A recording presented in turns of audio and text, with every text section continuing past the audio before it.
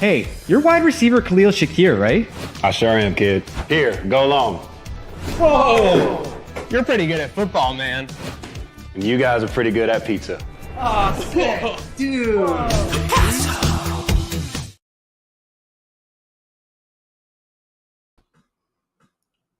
What is up, everybody? Welcome to the Postgame Show podcast presented by Picasso's Pizza. Jake Micah, joined by Maniac, as the Bills blow out, dominate, destroy, eviscerate, whatever adjective you want to use happened today to the New York Jets. Maniac, I need to start there, and I want to give you the floor to start there because Maniac, one of Maniac's, I feel like, on Pro Football Reference, Basketball Reference, they have like the nicknames, and some of them are like, I've never heard this nickname before. You, Maniac, would obviously be number one on your list. That's not your legal name, but I feel like something Jets hater related, Jets fan.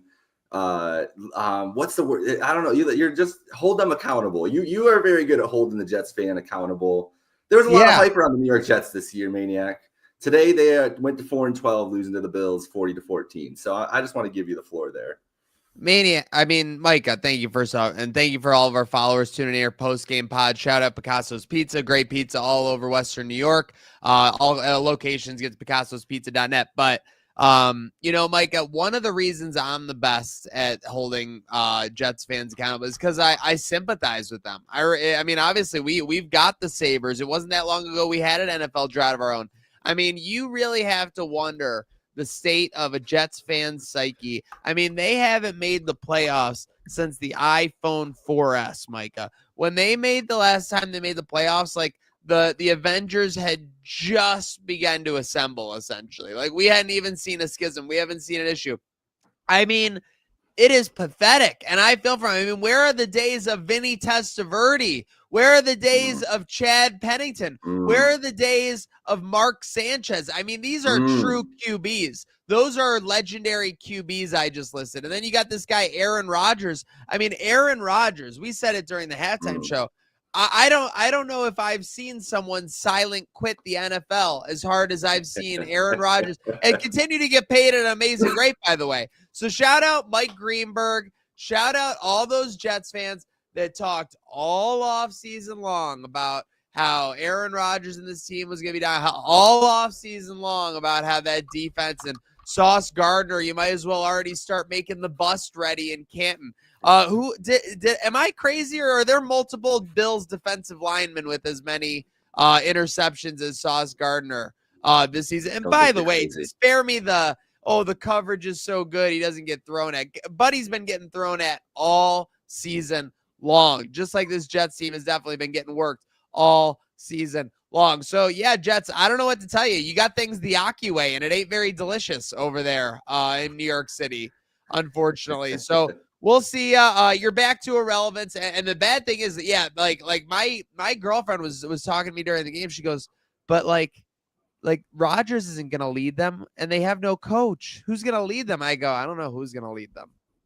I don't know who's gonna lead the Jets, but I'm rooting for them. Because that's an uphill battle.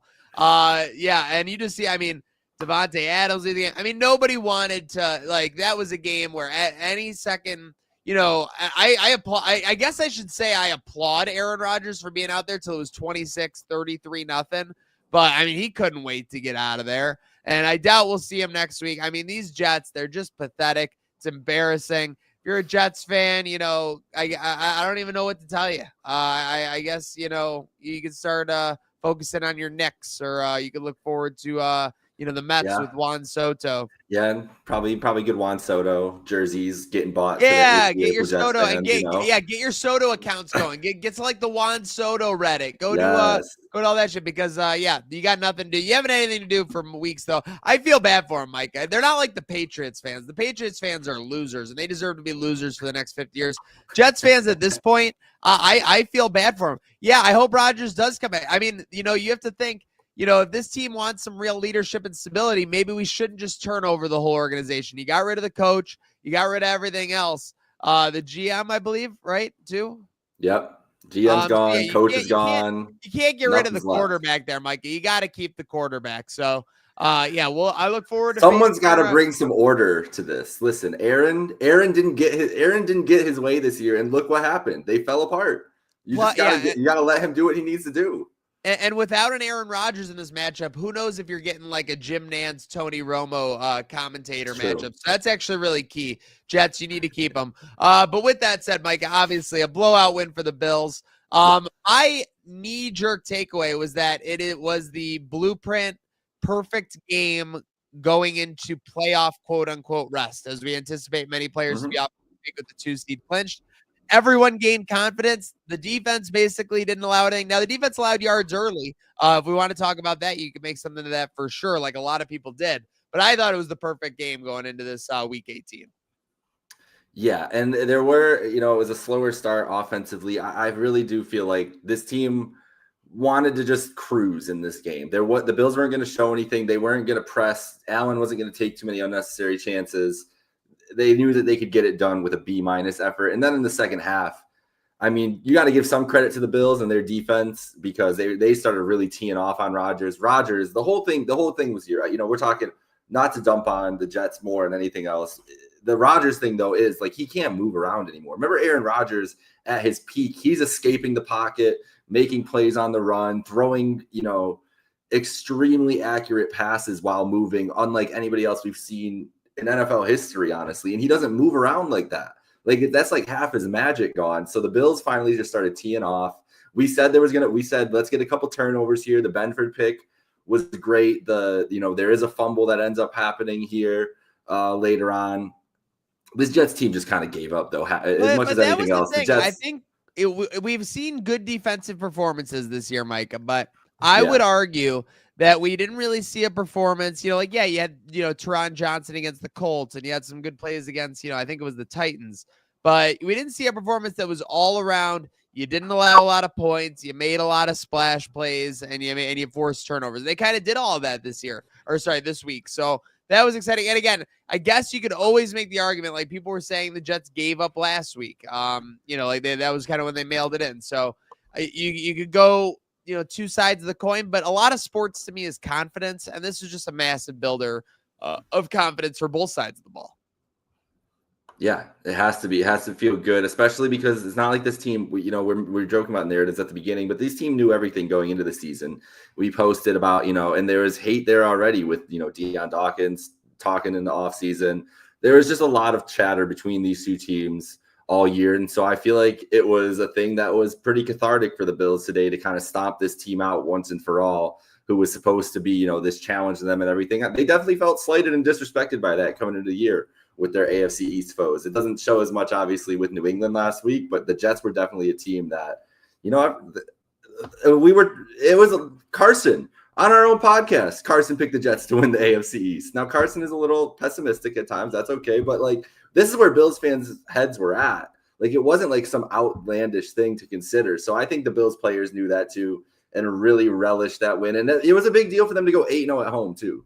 That was something that Jim Nance mentioned a couple times in the broadcast that McDermott brought up, is like the pride of going 8-0 at home. And the last time they did it, we know what happened later in that season, at least. So it's a situation where you want to, we know we have to go potentially.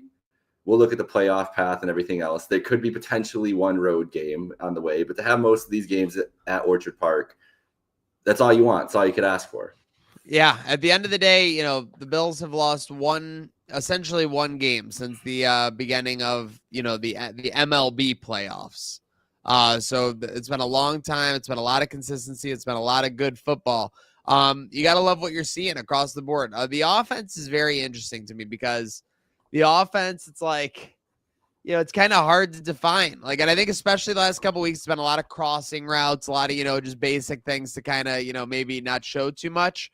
But very interested to see where they go when push comes to shove, when, how they're are we going to keep the Cook, Ray Davis, Johnson mix the way it is? Because it's worked so well all year. It's just, there's a lot of things that you have to balance ingredients wise in this offense to be effective. And I'm just very interested to see, if we'll be seeing, more of the same in an enhanced form or an evolved form, or maybe something new as far as, fresh looks come the postseason. But curious what your thoughts are like on the offense. Obviously, like, do you look at anyone as potential wild card for this playoff run that's incoming? So we know we're 8-0 at home. We know we would theoretically get at least 2 home games.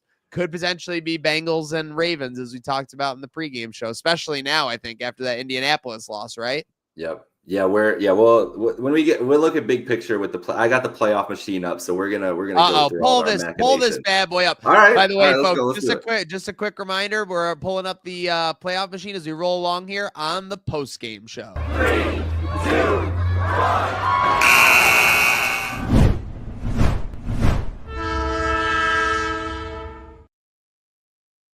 Always lose my brain. That is such a sexy asset right there, and we gotta always remember that. Shout out the train rolling through. But yeah, it's a great post game here. Picasso's.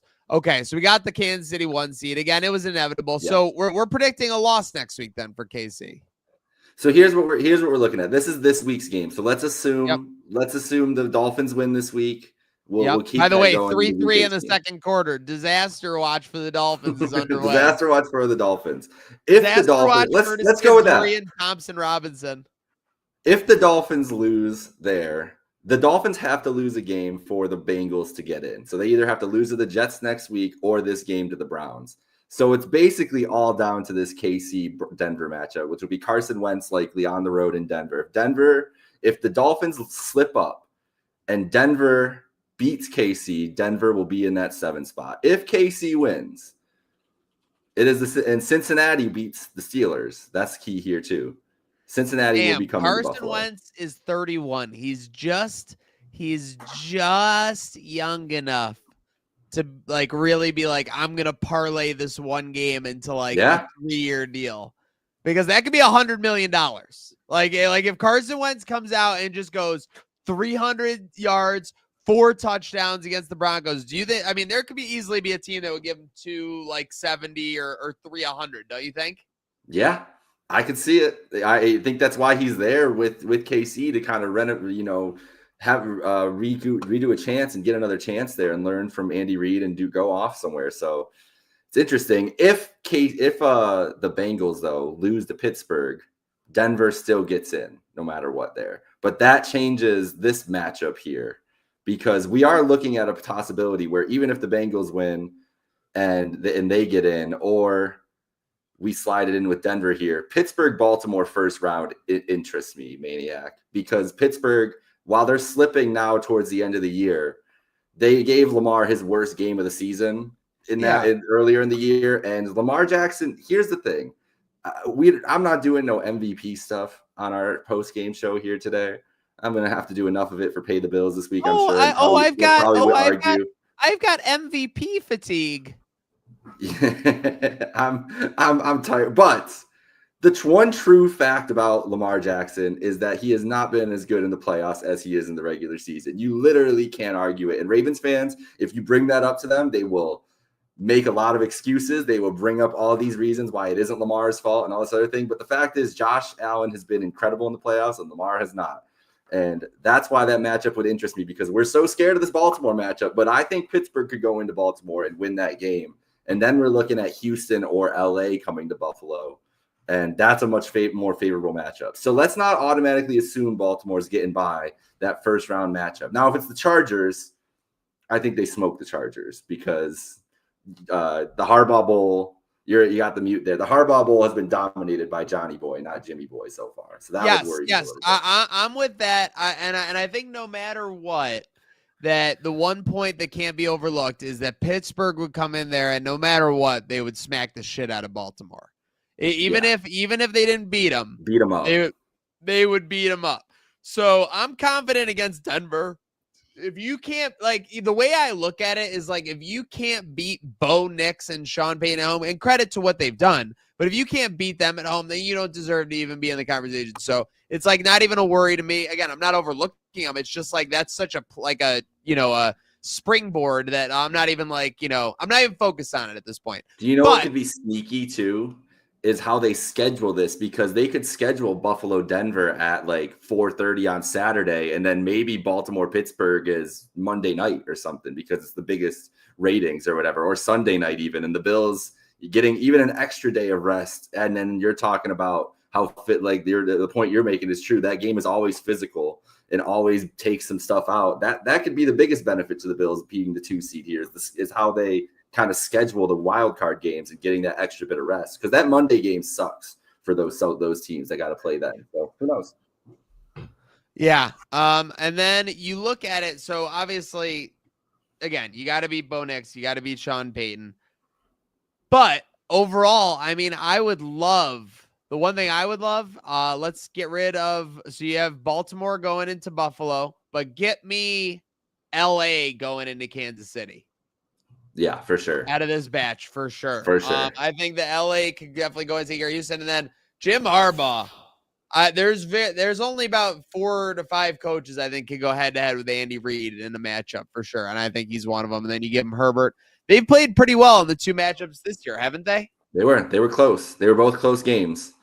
So yeah, it's and the Chargers got J.K. Dobbins back this week, which is huge. So that is back. All-world sprinter, I believe, out of OSU, if I recall correctly.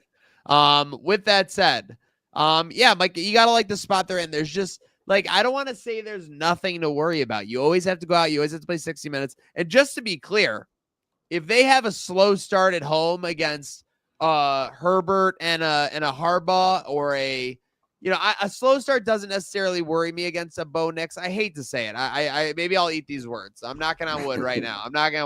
But it just doesn't scare me after what I saw the other night. But if you fall behind to a Lamar, if you fall behind to a Harbaugh and Herbert, I would get a little worried there. So you can't have those slow starts. You got to obviously focus and take care of business. But at the end of the day, that defense is so good. That offense is so opportunistic, and they continue to develop. They continue to get better week by week. How about that Amari Cooper catch today? Bro, that's one of the best catches Amari Cooper's ever had, in his career. I threw it up there as one of the best Bills touchdown catches I've ever seen.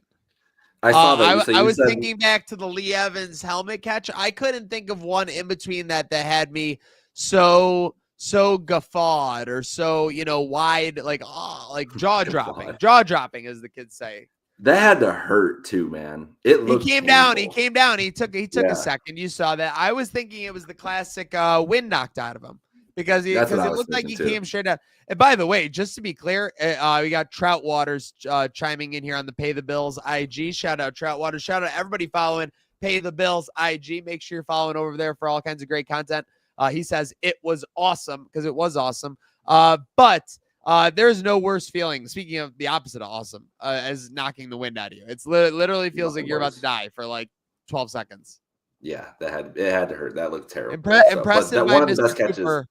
Yeah, for getting up so good. He got up. It's just that kind of catch that now, and when he made that catch, I thought to myself, now, anytime I see that kind of throw from Josh, I believe there's someone down there who can make a play. Not to say that nobody could ever make a play. There are tons of times where, Matt Collins can outduel a DB. Keon Coleman in his touchdown against Houston this year was literally just a quick, curl stick route, and then he, beat the DB up the field. It wasn't, very much. But, yeah, Trout Waters, great point. 10,000 yards receiving. That's what that looks like. That's what that looks like from Amari Cooper. So Amari Cooper is playing for one thing. He's made that clear. He is the ultimate team guy. So to see him make that play, and then obviously you have the Coleman play. Sports City was losing its mind, Micah. As it should be, man. And that's the thing is you mentioned that with Cooper, and I do feel the same way. He is an incredible guy one-on-one, but then Coleman makes a play like that. And Coleman had a rough day today. Missed opportunities across the board a couple times, but that's why you go get him, and that guy being an X factor in a playoff game where, I got a text. One of my cousins sent me a text today, and he's like, do you feel worse? Do you feel like the Coleman pick was a miss because Thomas Jr. and McConkey are, have such high yardage seasons, over 1,000 yards and everything, but that's not what Coleman needed to be for the Bills this year. Those were, Lad McConkey needed to be the number one receiver for the Chargers this year. Brian Thomas Jr. needed to be the number one receiver for the Jags this year. Coleman didn't need to do that, especially once they brought Cooper in. Shakir is the number one guy. That's the thing you mentioned for the offense, the wild card of what we're looking for. I think we're going to talk about Khalil Shakir. If the Bills are going to go through this run, win a Super Bowl, win multiple Super Bowls, anything, all of our highest dreams, the vision that you have to have is Khalil Shakir is Wes Welker, Julian Edelman, and is that in the playoffs? That's what he needs to be. Julian Edelman had a good regular season career and then turned into one of the best receivers in the NFL in the playoff runs with Brady and everything else. Shakir is that role in this offense. Like very much, that is the guy he is. That's why he's so important. And he needs to turn up just that little bit and be the true number one target. And then you let Knox and Kincaid get the big chunks down the middle, and you take the shot plays to Cooper and Coleman on the outsides. But Shakir is going to be the key to everything for the Bills, I think, offensively, because that game's going to shrink. You know, as you were mentioning, like it's going to be time of possession, ball control. If they're playing the Chargers or the Steelers or the Ravens, it's going to be the same formula against the Bills. We are not going to let Josh Allen touch the field if we have every chance. We're going to run the clock below 5. We're going to run the ball the first 2 downs. Like, that's going to be the thing. So the Bills are going to have to be efficient. And who's the most efficient player on the Bills offense? It's Khalil Shakir and James Cook. Now, don't get me wrong. James Cook is the best. He's the best skilled, the best. But I think Shakir is the key to a Bills Super Bowl run, honestly, offensively. Man, it's like unnerving because, like, you know, for the longest time, it was nice to just win games, and it was nice to just, you know, bask in those wins. And there have been wins, like even from this year, like, you know, the Lions win, or, you know, the win over the Dolphins, either of them, honestly, where you could have talked right after and you could have spieled about them forever. And this was a great game. I mean, the Bills dominated a division opponent, swept the Jets, crushed Aaron Rodgers. May have put, like, literally, looking back on it, this could have been the nail in Aaron Rodgers' coffin. It's very possible he doesn't play next week, and it's very possible that this could be his last year. With all that said, it's like you almost can't enjoy it because you know there's still unfinished business. And I know, you know, I've even said, and I even chastised earlier from this account on X, being like, you know, it's like, because some people really do say it's binary. It's like you got to win the Super Bowl at this point. Like, you got to go all the way. You got to, you know, cash in on the Josh Allen window. But at the same time, it's like, you know, beating a division opponent by 30 and like having a Terrell Shavers go for 69 yards is amazing. You have to enjoy the moments. That's why we have Victory Monday. We get the 24 hours. But I do agree. It was fun through this run this year, especially, you know, we're getting the 30-point run, the winning streak after the slow start and everything else. But I agree with you, especially the last couple weeks. But it's just because that the tension is just, you know, we get into December in the NFL and the tension starts rising. Every game becomes that much more meaningful in December as we head into January. And now teams are coming into form. We're seeing the Ravens were a team that were, you know, 6 seed, 7 seed, 5 seed for most of the year. Now the Ravens are going to be a 3 seed and lead the division the way they're playing. Like, that talk with the Ravens and Bills chatter is built up throughout the year. We all were dunking on KC for most of the season at the beginning. Like, oh my God, these guys, they're going to be like the Eagles of last year or the Steelers of a couple years. They're going to get the luck's going to turn on them, and they're 15-1, and they're going to maybe be 16-1 next week. Like, so now it's like, now instead of it, like the Bills having this rise and going on this run, the Ravens have done it too and come to match up here. The Chiefs didn't get knocked down like people expected. And it's just this 3-headed monster atop the AFC where you can make a case for any 3 of these teams, and it's a valid case. KC, it's just KC. Like, they're the team. They're the champs. They're going to figure it out. And with Buffalo and Baltimore, one of these years it has to break through, right? Like, it's the same story. That's why we're going so head to head with those Baltimore fans, because we're literally – there's 2 Cody Rhodes existing right now. We're literally there are 2 animals Cody Rhodes in like a cage. Yeah, there's 2 Cody Rhodes. Yes, exactly. And there's 1 Roman Reigns at the Kansas City Chiefs, and only one can fight him. Cody Rhodes and I don't know, whatever wrestling parallel. There's only one main event at WrestleMania, and there's 2 guys trying to fight the champion.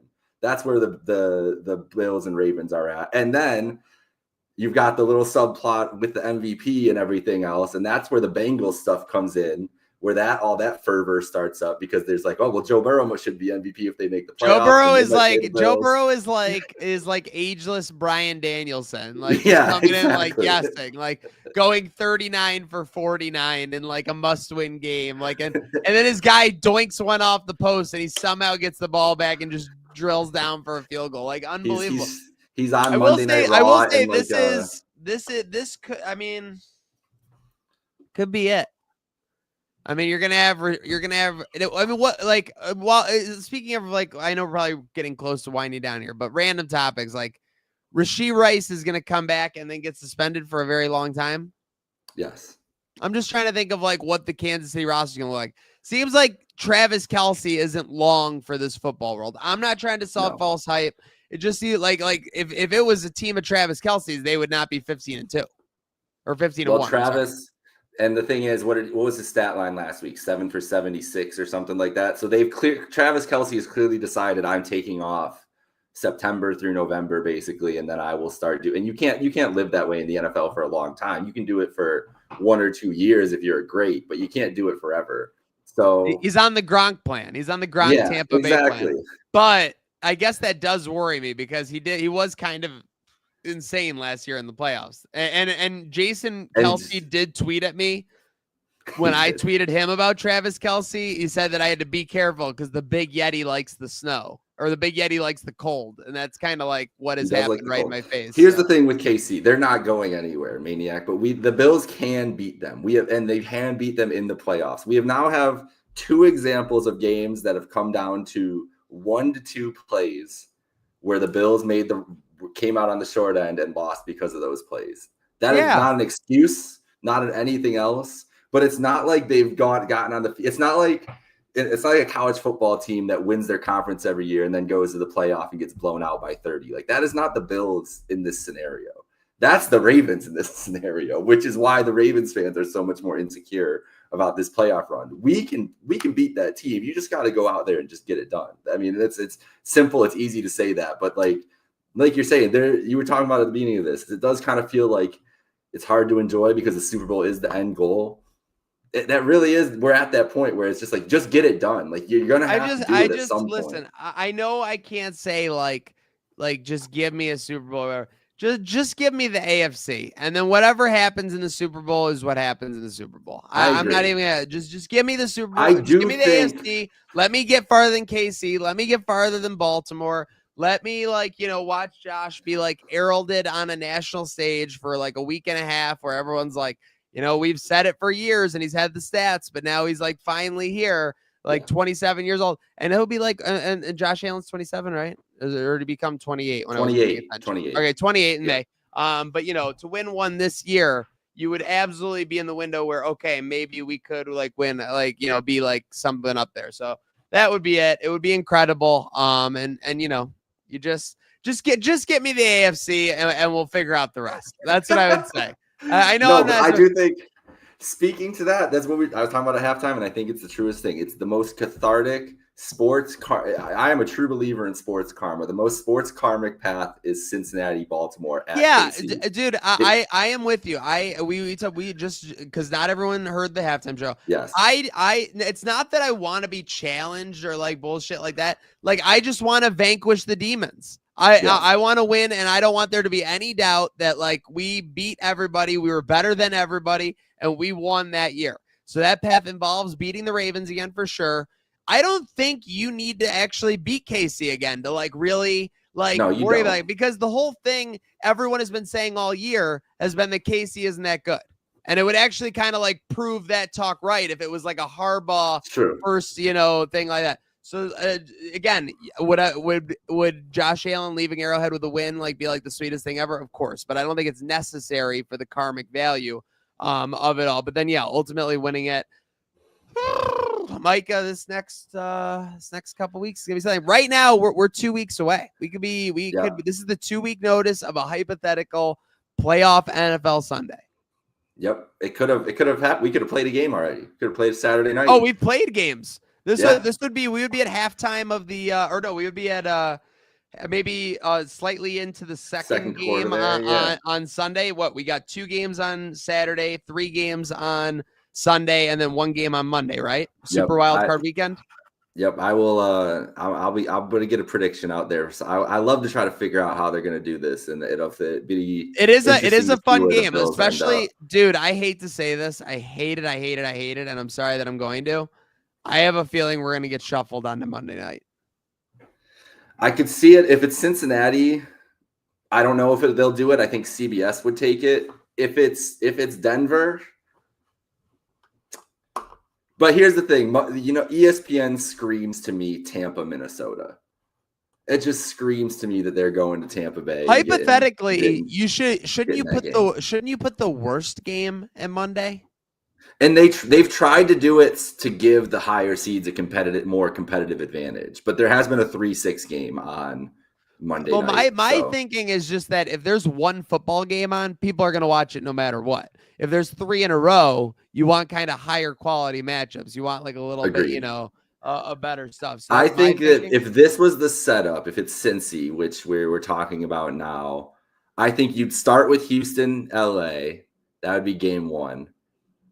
Then maybe you do Green Bay, Philly there. And then I think they do Baltimore, Pittsburgh, LA, Washington, Bills, Cincy, Sunday night, Tampa, Minnesota, Monday night. I think the Bills would get Sunday night in that scenario. And that would be tough. But you can't pass up Burrow and Allen in the most prime spot, I feel like. Yeah, I mean, and again, if you like, I hate to say it, I'm not sleeping on them. They beat us 2 years ago in the playoffs, so I'm not saying this is disrespectful. You lose to Burrow and the Bengals, like you were never in the Super Bowl conversation this season to me to begin with, honestly. So, and if the Bengals like go on and win the Super Bowl, then you can't even be mad about it. That's just a legendary heat check run by Joe Burrow, and he's capable of it. Like I don't think it's gonna happen, but I don't want to toot my own horn here, but I will. And I will gladly do it. Please do. Did we so we're talking about the karma. So if Joe Burrow is going to go on a legendary hot karmic run or whatever, etc., what about this run that we are currently actually already on, Mr. Micah? Oh boy. So, someone asked me who ayahuasca is. Okay. Don't laugh. Okay. So right now, going back 3 weeks, right? I'm not messing up this timeline.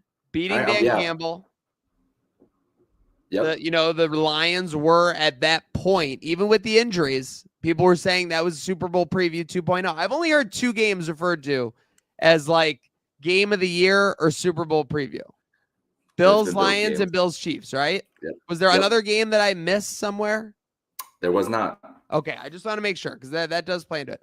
Beating the Patriots, that's for like the soul. You know what I mean? Because that wasn't anything special to look back at as a game. That was just for the soul, beating the Patriots. But that's a game the Bills would have lost 3 years ago. Oh, 100%. Maybe even 2-3 years ago. Yes. Yeah. Shutting out Aaron Rodgers, done. Tyrod Taylor graces Orchard Park with his presence. I mean, that's a twofer. That's 2 touchdowns for Tyrod, too. What a beast. This is like when Obi-Wan comes back in Return of the Jedi, and they got to have the tough conversation. He's like, you didn't tell me Vader was my dad. And he's like, you were too young or whatever. It's like bullshit he says. Off week, obviously. Everyone needs an off week in the middle of any amazing run. No one's debating that. And then this would be it. Yeah, we talked karmic. We talked best. This would be it for me. Joe Burrow in Cincy, Lamar Jackson in Baltimore. I hate that you have to go on the road because I would love to get an AFC Championship game at home, which is something we've all aspired to, which is something we've all hoped for, which is something we were all optimistic about last year, but couldn't do it. But I would obviously still take beating Patrick Mahomes and KC. And I still think it's beat Philly for the Lombardi to complete the run. I don't think there's another team you could really put that up besides maybe beating like Dan Campbell if they get like Calais Campbell or something, they sign like a couple big like defensive players because Aiden Hutchinson out. They've lost so many defensive players that I say this with respect to the Lions. I want the Lions to make the Super Bowl. But when I say this, they've just lost their shine. I don't think they're the Super Bowl darlings that they were 2 to 3 weeks ago. So yeah, 2 things here with the Mahomes thing. I just picture it, Maniac. Let yourself live in this moment for a second here. Okay. Of the Bills, it's 33-23. There's like a minute 15 left. Josh Allen's kneeling it out. The Bills are about to win, and they're on the side. It's silent in Arrowhead, and we just see Ed Oliver on the sidelines celebrating in the most absurd possible manner way. Because I just imagine Ed Oliver would do something crazy if this happens. I'm just regular. They're all just jumping around, whipping the lasso, the whole sideline. Sean McDermott even gives one. If Sean McDermott whips the lasso in fucking Arrowhead, I will streak down Chippewa. So that's all I'm saying. That's my Arrowhead defense, and it is Philly. It's not. Yeah. This is no shade to Detroit, but we did already beat Detroit. So the second time matchup loses its shine a little bit. And I try to say for all sports teams, you don't carry the baggage of your past. The Bills current iteration has baggage, but they shouldn't have to carry the 4 Super Bowls. But when it gets to the Super Bowl and it's the last team of the NFC East and your last try to beat the NFC East a team in a Super Bowl, and it's Philly here in this situation, and you can be like, okay, we got one of them at least in this kind of scenario, it is pretty perfect. Also, a Western New Yorker coaching against the Bills in the Super Bowl is kind of insane. Like it would be pretty nuts. New York, PA, like Northeast. Like it'd just be nuts. Bro, Philly fans against Bills Philly, Mafia. There would probably be a law. There would probably be a law. There'd probably be a law that you're just like not allowed to interact because they know it would like be like so ridiculous. And I'm not like inciting violence. You've just the Bills versus the Kelseys back-to-back weeks. Yeah, the Bills versus the Kelseys back to the Bills. The Bills could talk about ingraining yourself as America's team by taking down both the Kelseys in back-to-back weeks. Oh man, music to my ears. Seriously. Well, let's start playing. Right. Let's start banging the drums. Let's start strumming the guitar and get those vocals ready because that is a song we want to play. While we're wrapping up the post-game pod, we got Cleveland just threw an interception near midfield, but it's still 3-3 in that game. Stay tuned for all week for Pay the Bills as we wind down the season and get ready for our biggest season. Of course, get ready for all your seasons at Picasso's Pizza. Any final words, Micah? No, really though, enjoy this. Enjoy today's win. Enjoy the 2 seed, and then in 2 weeks, y'all, all the nerves you've had all year, everybody. Then I will start really being like, okay, this is valid. Like, because then we're getting into nut crunching time. And next Sunday is going to be nuts with whoever is going to end up this 7 seed. It's going to be a 425. I'm guessing if the Dolphins get by this game, we get all 3 of them, or it could just be KC, Denver, and Cincy, Pittsburgh in the 4 o'clock window. That's going to be crazy to see who the Bills end up playing, but they can beat any of them. Go Bills. Strap in. 2 weeks away. Let's go Bills. Bills. Order online at